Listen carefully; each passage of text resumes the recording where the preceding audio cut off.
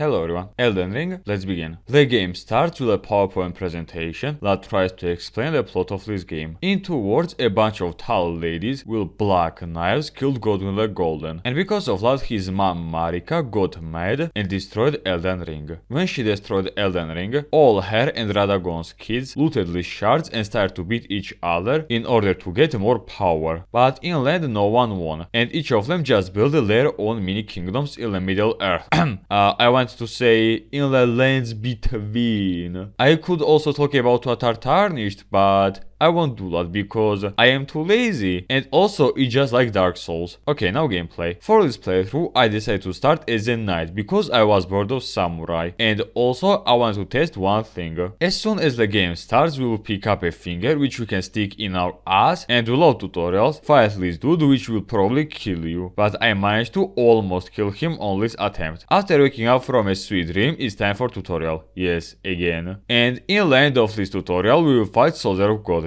And really from software? Like, really? Basic mob as a tutorial boss? Really? After him, I decided to kill this horse guy, but after getting wrecked once, I decided to skip him for now. After running for a while and after resting on this bonfire, we will meet a girl named Melina. She will bully us and call us maidenless, but after that, she will give us an offer which we cannot refuse. She will be our maiden and will give us a horse ring, but in return, we will be her simp and we have to take her in Leyndell. After accepting this task, I met Rani and she gave me summons, and for now she will say bye bye to us. After bullying a bunch of homeless bosses and mobs, I met the first major threat, Margit the Fell Omen. And oh boy, what he did to me on my first playthrough, oh my god, it's not even funny. In my opinion, he's just way too hard for early game. Like, imagine playing Dark Souls 3, but instead of Ides Gandir, you had to fight a champion Gandir. Yeah, you could still beat him or explore other locations, be level 60 and remove him from this game, but would that be fair for both boss and to a new player? I really don't think so. Margit has a normal amount of damage for early game boss, but he has a huge amount of health, is very fast and also is very aggressive. And also my favorite part, at some point he will raise his stick and will stay still for a while, and only after a few seconds later he will strike. Yes, now I can dodge this move very easy, but on my first playthrough these moves were very annoying. In this fight I would recommend you to use Wolf's Ash and just spam him with jump attacks, and also it will be better if you use just a regular sword over katanas, because with this Ash of War you can poise break him very easy. Once he loses 30% of his health, he will summon a big hammer and will spam jump attacks, but they are very easy to dodge. So yeah, in this fight just use Wolf's Ash that don't really damage him but can distract him, which allows you to safely spam your Ash of War and just poise break him over and over, which allows you to repulse him over and over and do a big amount of damage. After beating him, Melina will teleport us in a round table hall, and am I the only one who doesn't like this place? Not sure why, but I just don't like this place. This just doesn't has the same vibes as any other house from other From Software games. Now, in order to be a powerful boy, I decided to kill a bunch of punchbag bosses, which can't even fight back properly. Before I went in Stormy Castle, I decided to do a few important things. First of all, I killed this boss in order to get a very cool early game talisman, got Dectus Medallion and got Oleg. And now a bit of friendly advice. If this is your first ever Souls game, get either Oleg or Engwall. Trust me, they are a huge helpers for early and mid game. Yeah, in late game they are absolutely useless, but they can easily carry you in early and in mid game. After I got all I need, I decided to raid this castle, which looks amazing. In this castle lives one asshole named Godric the Grafted. He was bullied his entire life because he sucked and was much weaker than other demigods, but mostly because he sucked. So in order to get more power and don't suck, he decided to cut other beings' hands and grafted them, which is just gross. Also, there is one thing I don't understand about him. In Wikipedia it says that he's just a Godfrey's descendant, but for some reason he's a demigod. If someone forgot, Godfrey is Marika's ex-husband, who was just a regular human, not a god. god, and how a demigod can be a descendant of a human. If someone knows, please tell me. Okay, back to gameplay. Originally, I wanted to shit-talk a lot about him because I always fought him as soon as I killed Margit, and because of that, I was getting wrecked over and over. But this time, I was plus minus good level, and I didn't suffer that much. And you know what? The more I think about it, both Margit and Godric are very similar bosses, don't you think? Like, think about it. They both have a long delay move, they both have a jump attack which is easy to dodge, and after that you can punish them pretty easy. They both have a lot of health, huge splash damage and low poise. In his phase 1, the strategy is pretty much the same as with Margit. Just use jump attacks, try to bait his jump attack, and after that spam your Rush of War. If possible, get fire or bleed resin, which allows you to break his poise over and over, and you are good to go. I would recommend you to not summon wolves because he just two-shots them, and Oleg or Engwall for very early game are very expensive, so just try to fight him one-on-one. After losing half of his health, he will remove his hand and will grab a hand of a fucking dragon, and will receive a flamethrower. As soon as cutscene ends, just run towards him, because while he is in this animation, he can't do anything, and you can punish him very hard. In my opinion, his phase 2 is much easier than phase 1, because he has many moves that are very easy to dodge, and while he is in animation, you can safely hit him. In land, I did unreasonably big amount of damage, and accidentally I basically one-shotted his entire phase 2, which was funny. Now it's time for Swamp Arena. I will skip this location because A, it's a boring swamp arena, and B, there is literally nothing to do there. I found teleport which teleported me to the main gate of Raya Lucaria, which allowed me to skip this location in a second. In order to get inside this castle, I had to take a key that was literally behind the dragon's ass. After getting this key, I decided to kill one crystal dude, which gave me bell bearing that allows you to update your weapons. Now it's time for the Academy of Raya Lucaria, and without a doubt, this is the second best location in this game in my opinion. Like, look around, it actually looks like Hogwarts from Harry Potter. This place is basically a school for wizards, and in this place lives one very important lady for this game's lore, Renala, Queen of the Full Moon. According to Turtle Pop, once there were two great houses, the House of Airtree and the Moon. They fought each other for a while, and in one of these fights, Radagon and Renala meted each other in a battle. They fell in love in each other, and in land they married. Renala is a mother of three great rune owners, Radan, Rykard and Rani. They lived a happy life, but one day Radagon decided to marry Marika, left Renala and took all kids with him. Renala was a bit, just a little bit mad about that. She felt betrayed and heartbroken, and decided to start a war, but in land she lost and was put in this castle as a prisoner, and she was slowly losing her sanity, and two of her kids were fine about that. Really? Okay, back to gameplay.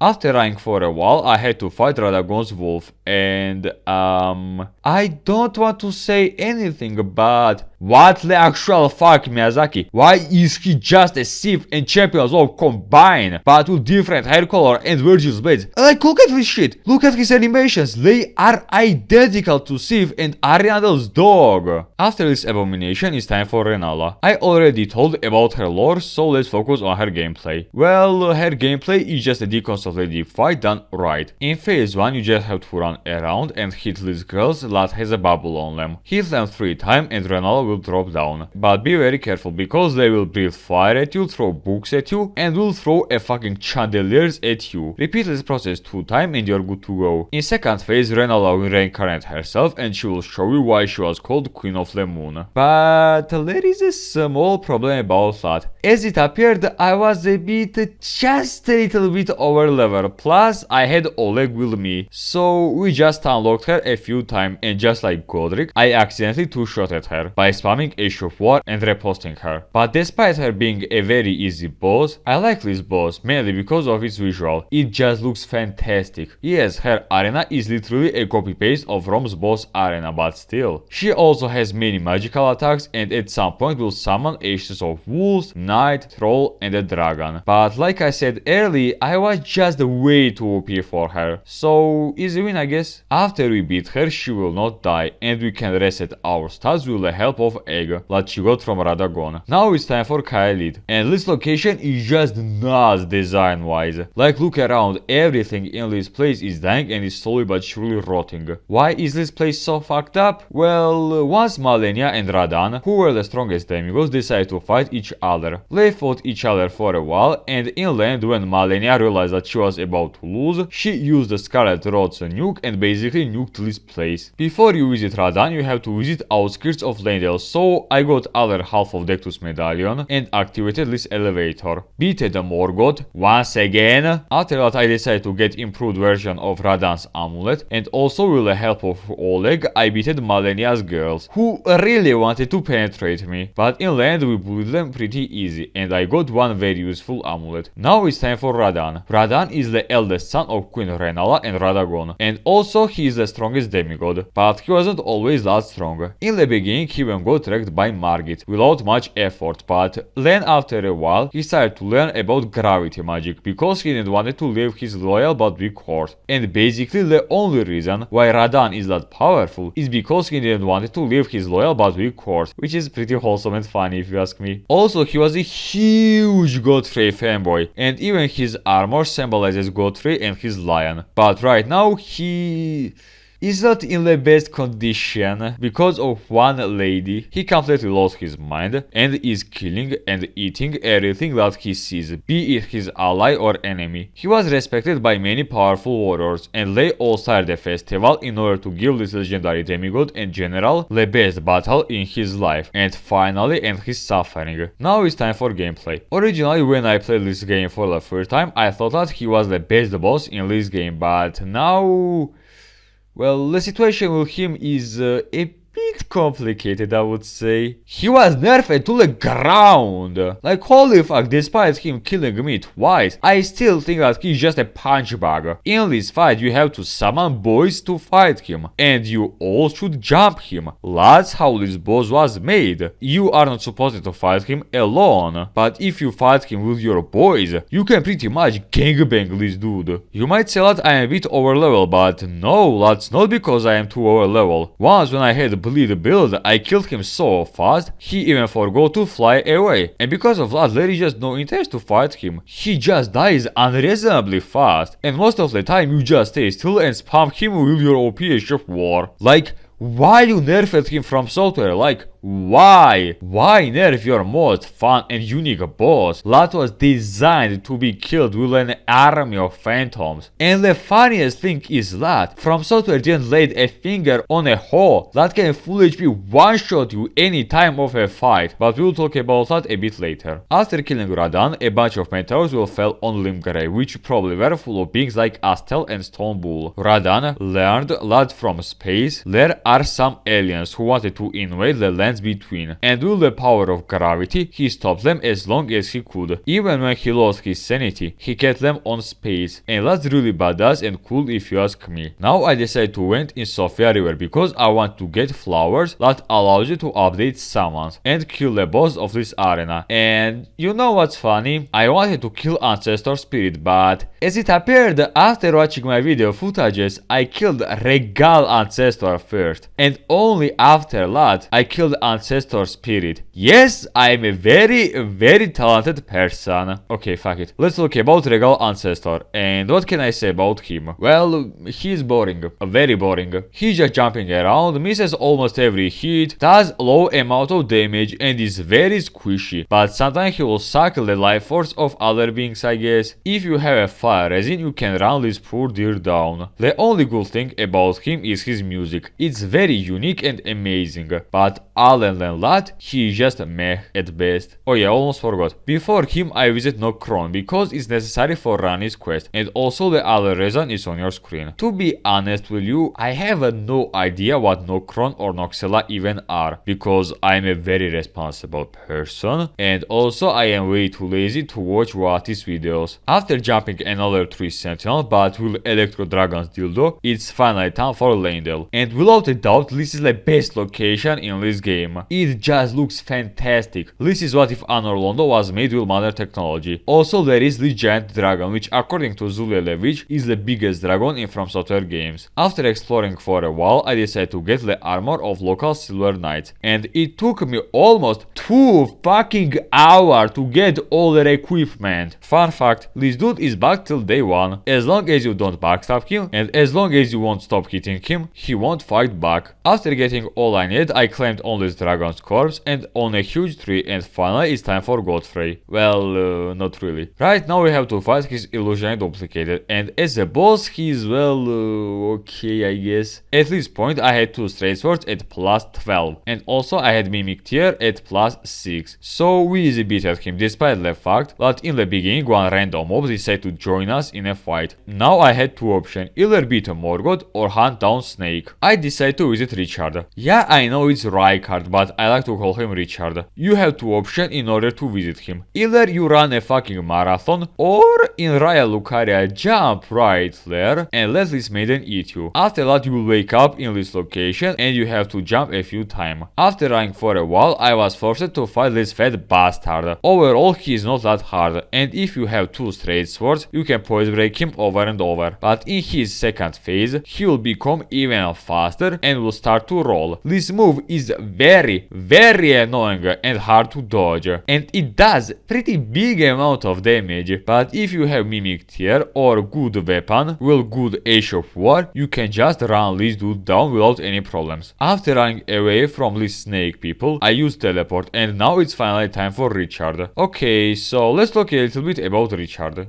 I have a pen, I have an apple.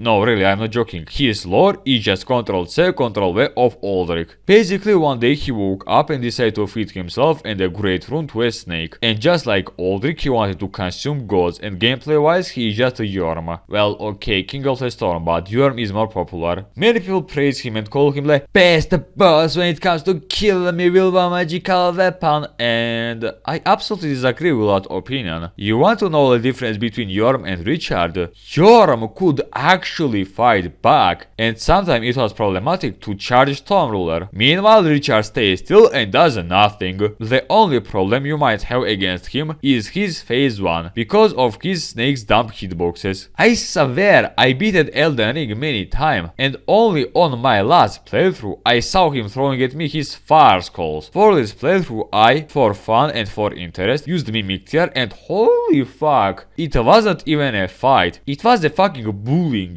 We just followed him over and over. In land I even felt bad for him because he was just unable to do anything about that. We just followed him over and over and killed him without him being able to do anything. That's well, I don't know what to say. Now it's time for Morgoth. As we enter in his area, he will start to shit-talk about his siblings, besides his beloved brother. When I played Elden Ring for the first time, I summoned both Melina and Engwall, and with 6 legs, we basically bullied him. And also, I didn't like the fact that we have to fight him 3 fucking times. And because of that, I shit-talked a lot about him. But the more I fight him, the more I change my opinion on this guy. And now I will say something that a lot of people won't agree with. I honestly think that he is the best and most fun boss in this game. He has a huge arsenal of moves, has many wombo combos, is very mobile, has a reasonable amount of damage, is reasonably tanky, and also he has one very strong move, but unlike other bosses, it's easy to dodge this move, and if you got hit by that, you deserved it. I also love his line when he loses half of his health. Not sure why, but it sounds very cool.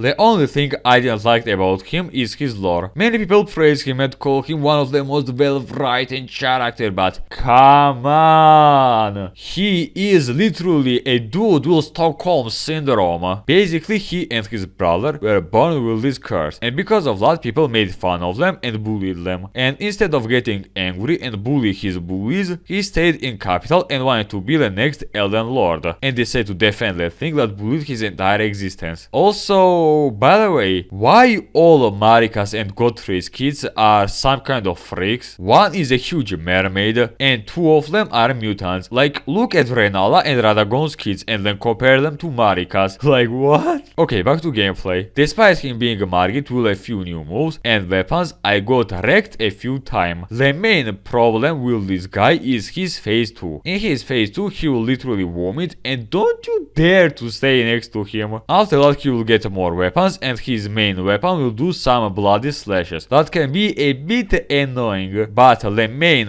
problem is his delay moves in mid combo, and also his super wombo combo that can stunlock you, and if you don't pay attention to your health, he can easily kill you. The best advice I can give you in this fight would be just try to use jump attacks and get lightning resin, which allows you to break his poise very easy, or take katanas on freeze and build and just to shot him. After we kill him, we will try to enter inside L3, but some plants won't let me in. After resting on a bonfire, Melina will talk to us, give some amulet, and says that we have to visit mountain top of the giants and burn list 3 will flame of ruins. But this will be in next video, so with this I will say bye bye to you and I will see you next time.